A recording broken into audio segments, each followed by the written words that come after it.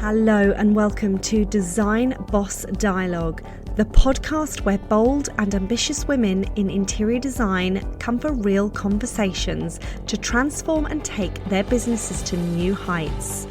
I am your host, Lisa Marie Elkhadraoui, interior designer and business mentor, here to share my experiences and insights into running an interior design business, as well as empowering you to build the confident, profitable design business you've been dreaming of and truly deserve. In this space, we blend creativity with strategy to help you craft your success and thrive in the world of design. Every episode is packed with unfiltered, no BS conversations, daily inspiration, and actionable business tips to turn your passion into a thriving, cash-rich business. Together, we're redefining what it means to succeed in the interior design industry, one intentional, game-changing decision at a time. So get ready to step up, elevate, and create the design empire you've always envisioned. Welcome back. It is day 23 and we have another inspiring episode of the Design Boss Dialogue Advent Calendar podcast. This is your go-to source for all things interior design and business. And over the festive period, we will be unwrapping gifts of wisdom, practical tips and insider secrets to help you grow and thrive in the world of interior design. And today's podcast is the first half of a two-part episode and is an insightful conversation into the world of show homes with Diana Irving, founder and interior designer of Marblehead Home. Diana has such a natural flair for colour, styling and aesthetics and brings a wealth of creativity, inspiration and talent to the business, working alongside her husband Andy. Their interior and exterior teams have spent the last 25 years conceiving and creating spaces people love all over the northwest of England, from Merseyside and Cheshire to Lancashire and Cumbria. Join me as I dive into today's conversation, a two-part episode about the world of designing and installing show homes and all the ins and outs you have to consider. Welcome, Diana, to today's podcast. I'm so excited to have you on, and I know that so many listeners will want to dive into today's topic. Thank you for having me. You're welcome. So, in the world of interior design, there is one avenue, which is show homes. And today we're going to be talking about what makes a good show home and understanding the grit that goes into the coordination. And I want to hear that from your perspective, because you are, in my eyes, the queen of show homes and you're in it day in, day out. Talk to me about what makes a good show home. Ooh, big, huge topic. The first and foremost thing I think is to, once you meet with your house builder or your developer, to talk about the brief, is to really, really get down to what they're trying to actually achieve from that development. So they'll usually have a pretty good idea of the ideal buyer, the demographic it will appeal to, the local area, any points of interest, any schools locally. Is it a retirement area? Is it affluent? Is it first-time buyer? Is it budget-driven? There are so many variants and so many elements to consider.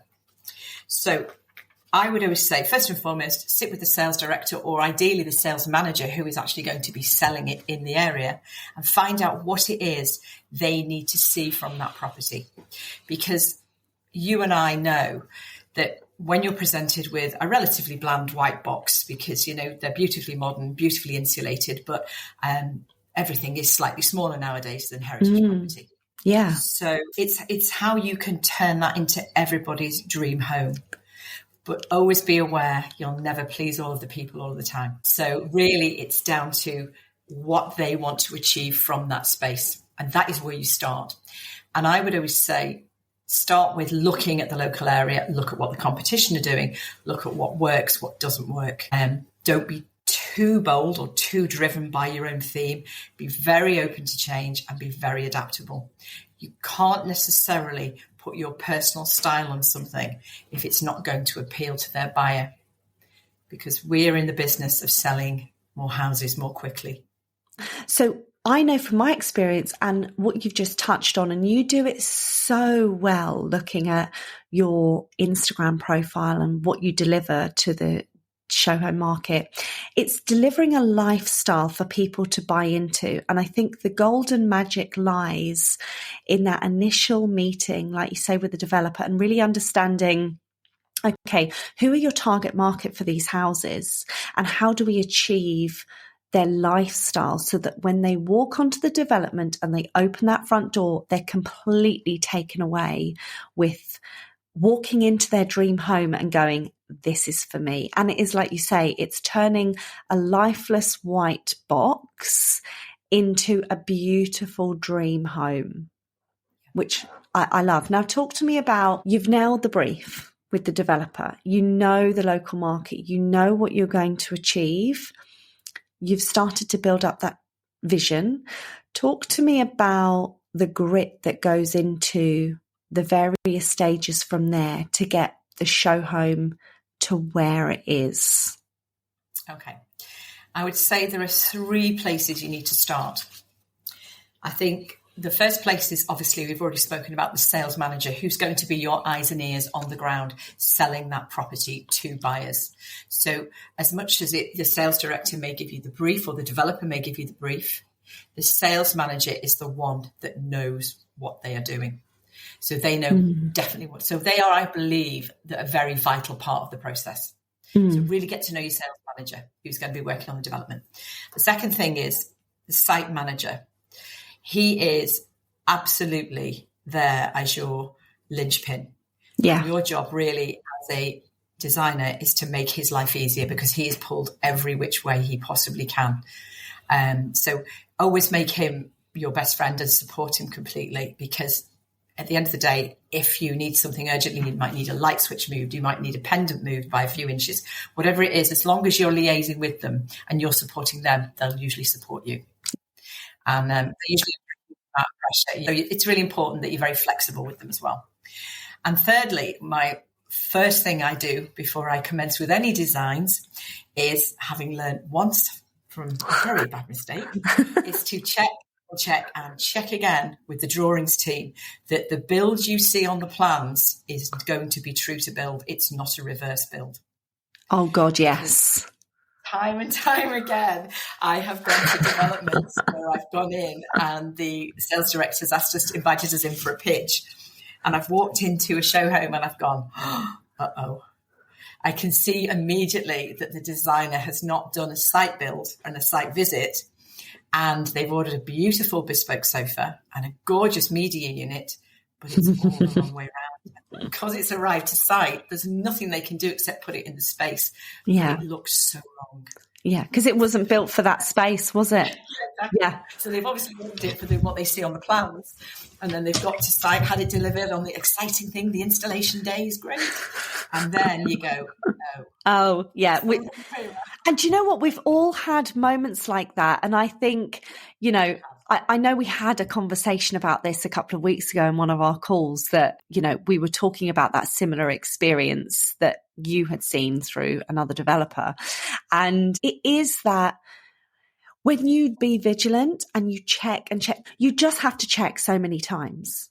There's no point just checking once, and there's no point just checking twice. You have to ensure that the drawings are constantly being built to, and that you're surveying your dimensions even before you're placing furniture items, orders. You're like, right, I'm just going to go back and I'm just going to double check that they haven't moved a wall.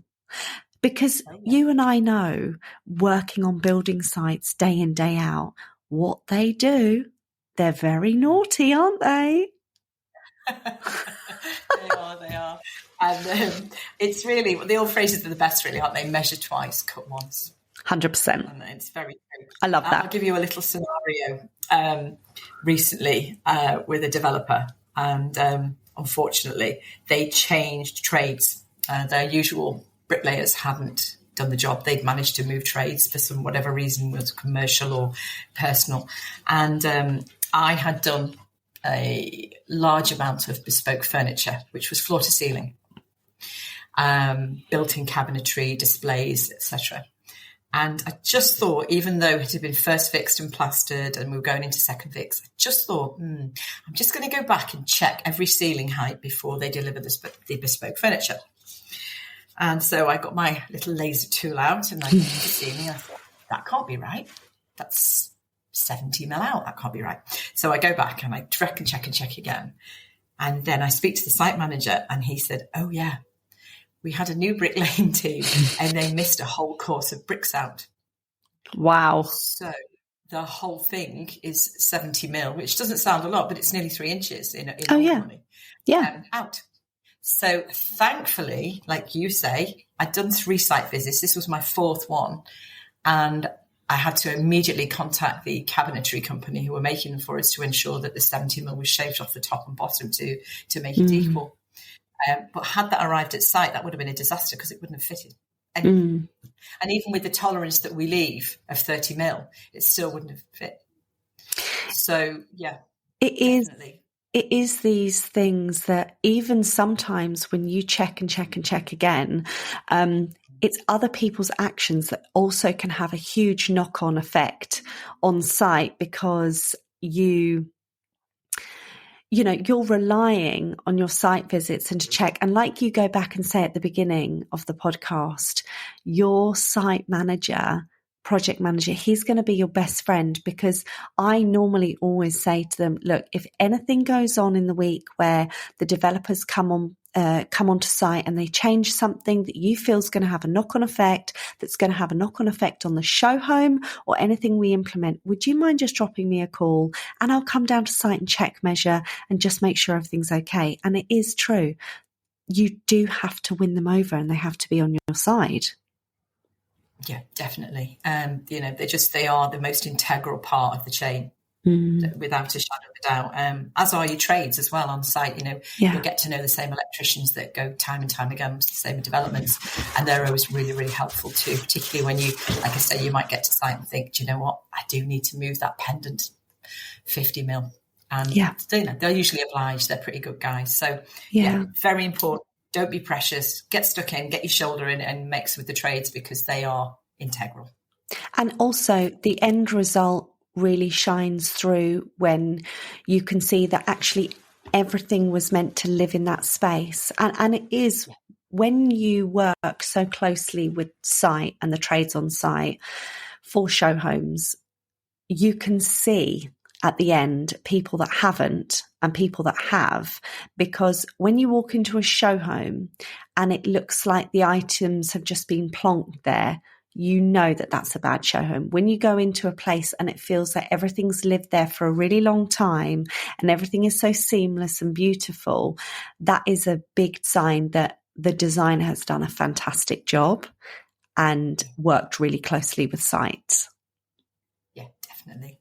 I mean, there are so many. So really starting back at the beginning, once you start this chain of events of making sure, like I say, the sales manager, the site manager, and you double check all the time, constantly throughout the project. The design part is I'd say probably the easiest part, because you have your drawings, you have your CAD, and off you go, and it's very exciting. The one upside, even though it can be a little bit labour intensive, the one upside about the process is really enjoy it, because you can be at your most creative with building developers and house builders. You can really push it out there. As long as they sign it off and they're happy with it and it suits the demographic that's going to be buying the home, you get the opportunity to really try out lots of new, fresh ideas that are really coming through right now, as opposed to waiting for the perfect residential client. You might have to wait for them for a while because not everybody's as brave as we are. We know that. We have to handhold and we have to nurture and obviously make sure it fits with them. But when it comes to house builders and developers, you've got a really big opportunity to put something fresh and innovative in there that's never been seen before. Yeah. So it's creatively, it's really exciting. Physically, it's very demanding. Yeah. It's quite nerve-wracking project management because they're not our trades, are they? They belong to someone else. So, that's the daunting bit. And I know early on in my design career, I would get a bit anxious about, I can't really tell them what to do, or I can't really say that. But eventually you overcome that, because as long as you collaborate and you're a team, no one's going to shout you down. No, exactly. And it's about working together to get that end result, isn't it? It is teamwork, definitely. So I would say never be nervous about doing these sort of developments because they are great fun. They really are fun to do. And, ultimately the scheme that you're going to create has to say to that perfect buyer, welcome home, come in, sit down and relax. Yeah. And that's what you've got to get. You've got to try and balance as well, I think, with the design route. Things that are, yes, they're new, they're innovative, they're fantastic. But what you've also got to try and do is realise that it's about sound, smell, touch. Sensory. Yeah. Yeah. Don't be just fixated on it looks great. It's really colourful. It looks amazing. Try and also remember, what can they smell when they walk in? Yeah. How tactile do they want to go over and touch things, which ultimately you want them to do? Yeah. It's really all appealing to all those senses. I remember we used to put in our show homes, when I'd work with different developers, we'd have a particular scent per developer so that the buyers would associate those houses with particular scents. So the minute they walk in through the front door, they're hit by this wall of beautiful smell, and every room would have things in it that they could naturally want to just touch and sit on and stroke. And it's about the sensory experience, because those are the houses that if you're out as a buyer and you're looking at 3 or 4 show homes in a day or 3 or 4 houses, you'll always go back to the house that you love the smell of. Oh, do you remember that house? It smelt so good and we touched that. And then all the memories of the show home keeps flooding back. And and that's what buyers really fall in love with as well. They do. I mean, as a child, and many of us will have memories of things like going to the baker's shop, or that smell of freshly cooked bread. Or I don't know if some of the listeners may have been to like Disney as a child, or you've taken your children and you walk in the gift shops and it's cinnamon apple pie. There's that's the old trick, isn't it? With people in the estate agency, they put the cookies in the oven, or they put the vanilla in the oven. It's just getting that memory. One of the things we like to do as well is, dependent upon the style of the home, we change the fragrance. Yes. So, for instance, with Lux homes, when you're going for that modern Lux feel, which is very, very opulent, we tend to put in very rich, musky, woody scents. But when we're doing the more sort of modern country farmhouse, very laid back Scandi looks, we'll often go for things like citrus and verbena. Yeah. So we try and change the scent to suit the style of the home or the textiles and the feeling around it. But I say things like, if we've got walnut and wool in a house, remember it's musk and amber. And they go, right, okay. And then if we've got linen and pale woods, remember it's citrus. And that's really the route that I tend to go down. I love that. Weird the work that I do, but it's something that I enjoy doing. I love that so much. And there's so much to be said for the total look and the feel and the smell. They do go hand in hand, don't they? So talk me through the actual coordination of how you work when you're procuring all these items, you're getting all these items together, the process of them coming alive in the house, because I know that is such a big demanding part when you're orchestrating maybe up to 3,000 to 5,000 items, of getting them ordered, quality checking, getting them delivered, checking they're okay, getting them into the house when they come into the house. Talk me through your processes in that. Our process. Okay. So we will start off with obviously agreeing with the developer a price per square foot. And that will vary depending upon the location of the property and the price point of the property. So often they'll want an uber luxury finish, so they'll be top end. And then others want the first time buyer entry point, which is always the lower end of the budget. So you're always designing to a specific budget. So then you start with, well, that's my budget. That's the margin I need to achieve in order for operational costs and install costs. And then really after that, you are left with your procurement amount. That's what you're left with. And then what I like to do is I then like to divide what funds are available after all the costs have been absorbed. The final amount, I will then divide it into rooms. So, for example, I will allocate so many £1,000 to that room. That small bedroom 3 will only get that amount. The bathrooms will get smaller amounts. Just start to allocate amounts to each room. Pockets of money. Yeah, little pockets to each room, because you'll know, for instance, that the master bedroom and the main lounge will need more funding than, say, a small guest bedroom. So, and a nursery. So we'll start to allocate the funds to each room. And then if I'm not personally hands-on working on it every day, it's one of our designers is doing it. She knows that when she's sourcing the wallpaper and she goes to show me something that is absolutely beautiful, but it's £500 for a wall, I can go, well, where's the rest of the money coming from for the rest of the room then? So they always have it in their mind what the budget is. So we go along through the design process. Whilst we're designing, we're also creating, obviously, the CAD layout to ensure each piece will fit perfectly. And I always ask them to also prepare all the electrical plans at the same time for any electrical revisions. Because as those designs go in, alongside it needs to be the electrical revisions for any sockets that need moving, any pendant lights, wall lights, any LED feeds, anything that is going to require the very early build stage first fix, that needs to go in with the designs. Yeah. So that as soon as the client signs them off, and invariably you will be in a pitch situation, which hurts because sometimes you don't go in the pitch because they've worked with the other designer before, or someone has a preference for a colour. It can happen. But at least you've been prepared that if you do win the pitch, you have got everything ready, including your decorating schedule, to send straight over as soon as you get that PO number.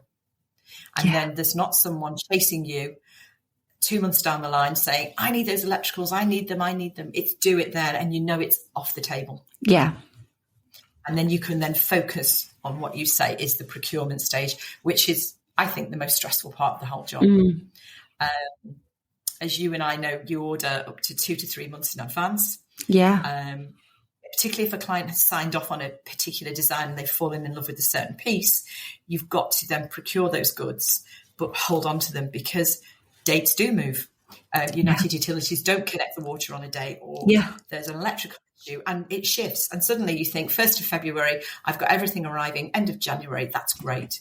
No, don't do that to yourself because sod's law, the shipping will be delayed, or your client will bring the date forward, or it'll. So always be prepared, always well planned. I would say always secure those goods 4 weeks in advance if you can, particularly the bigger items or the more expensive items. To avoid disappointment.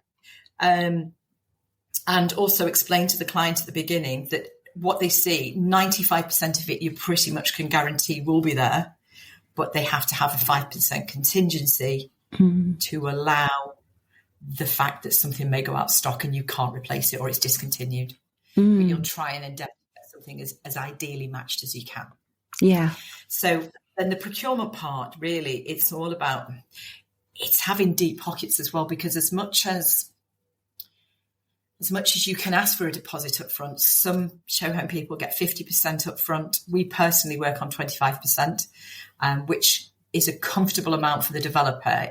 They still trust you enough to produce what you need. And it gives you enough money to make you secure, because often we're ordering in bespoke items such as furniture and upholstery.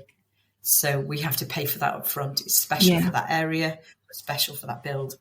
So that's how we personally work. So we'll get the decorating schedule, electricals, and all the plans done for sign off. And then obviously the purchase order number. But we never release, just a point, we never release the electricals and decorating schedule until we've got a purchase order number. Yeah, it's about securing it to make sure that they then don't get the free information of the colours or anything like that, or the new design, and then they're like, oh, she hasn't won the pitch, but hold on a second, we've got all this lovely information from the designer. Yeah. Exactly. So the designs, you have to be upfront and show them with show homes. You can't charge a design fee, because nobody does. That's the problem in this industry. It's the norm is that nobody charges it because everyone pitches. Even when you've been working with a developer for a long time, invariably if they're a medium-sized builder or they're a PLC, they have to ethically go out to pitch. And so you always have to be prepared for the fact you may lose it. So never show too much on the first date, as they say. Always keep a little bit back. I love that. If you win it, and then you've got your purchase order number, then fire away. You can show them everything. I love that, because we also had a chat a couple of weeks ago about the organisation of how items can come in. And I know that when we do show homes, the vast amount of items coming in. And if you're doing 3 or 4 show homes at a time, you have to be really organized in your system. Nikki, I'm going to give Nikki the benefit of the doubt for this because she came up with it and she is the most amazing when it comes to organizing. She has a colored sticker system in our company, and she'll put a little colored sticker on boxes for each developer, and then obviously label it on the fronts, label it on the sides. So if you're looking very quickly and you're scamming to get into vans and you're like, right, all these boxes go into vans, and you look over in one section, you're like, what is that green sticker doing in the orange section? That needs to go onto the van rather than routing through boxes. It's a really good system to use. And we were talking about this colored sticker system that it's great for designers to use. Yeah. How are you finding it? Fantastic. We took my install team weren't very happy. We took 2 days. We've got 4 storage units. We went down there in the worst weather possible, sleet and wind. Oh, don't. Emptied out everything. And with my memory power, which is pretty good. Obviously, historically, I've written the initials of the developer on it and which house it is. And I went down with my giant sticker box that you said of huge stickers, the size of oranges. And we emptied every single one, and we put them back into 4 different areas, clearly stickered. So all the oranges and blues are together now, which is one developer. We have a red container, we have a green container, we have a yellow. I love this. I've got 5 show homes on the go for January, and all of them are clearly marked, ready to go. I love that. And we had a developer yesterday that we were ready to go, and it was so simple. The guys went straight to one container. Everything that was green, they took it out on the van to the site, unloaded, and we didn't lose one thing. It was perfect. Yeah. I learned that's all right. I learned the hard way with that when we had 2 show homes on the go and something came over to that show home and wasn't meant for that show home. And I thought to myself, right, and you learn as you go when you're doing these type of things. I think it was in the early days. It was about 8 years ago, and it was kind of 3 show homes in. And I thought, right, I need to get a better system. And then when Nikki came on board, she was like, I'm going to introduce the colour system. And we have never lost anything to date with the colour system, the colour sticker system, because it's so simple, yet so effective. Yeah, it's brilliant. And it's pretty, and in this job, we've got to try and make everything as foolproof as possible. Yeah. So when we produce decorated schedules, we have to have a drawing that says, please put the wallpaper on this wall, please paint the wall this colour. Yeah. It's got to be so that anybody can look at it and make sense of it. Yeah, anyone can pick it up and go, I understand what this means. People make mountain out of a molehill when it comes to organisation and software and programs and what do you use to coordinate that. And I sometimes say to them, look, the most simplistic systems are the best systems. When you are doing show homes, don't overcomplicate it. Just make it as simple as possible so that everyone can understand. Because if you get hit by a bus in the morning, you're not going to get the information out of you. Mm-hmm. That's exactly what I say to everybody here that I work with, Tori and Sam. I say it's got to be on the most simplistic, readable spreadsheet. Don't overcomplicate it. Make it simple. I know you shared with me some vital documents that we now use day to day, and it's just so important to not make it too fussy, not too complicated. So, like you say, if I suddenly get taken ill or I go away on a surprise visit somewhere, which my husband might do one day, come on, Andy. It's important that we actually can get anybody to ring the girls and say, go into that file, flick it open, it's there. There is all the information. Yeah, everything's there. Even the point that now with the colour of the sticker, the heading on the top of that show home relates to the colour of the sticker. Yeah. So that's the orange file, that's the blue file, and they know which house it is straight away. Yeah. So make it as simple as possible. The same with when it comes to your electrical plans. I don't do really technical ones. We take the bones of it and we put the height and the width and exactly where they're being placed, but we really pare it down so it's so simple to understand.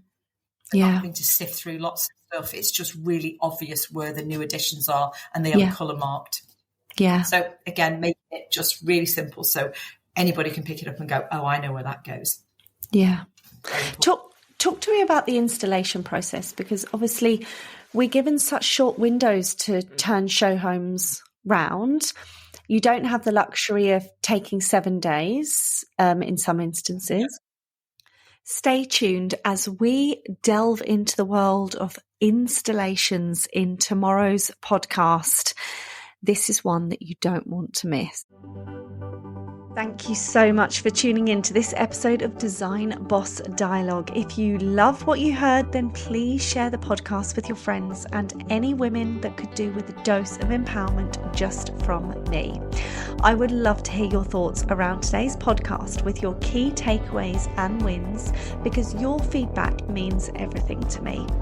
Also, don't forget to leave a review as well as hit that follow button so you never miss out on any inspiring conversations with me or any other trailblazing women I have on. Stay tuned for more exciting episodes, and remember, unleashing your inner design power and unlocking your true potential is only a click away. See you next time.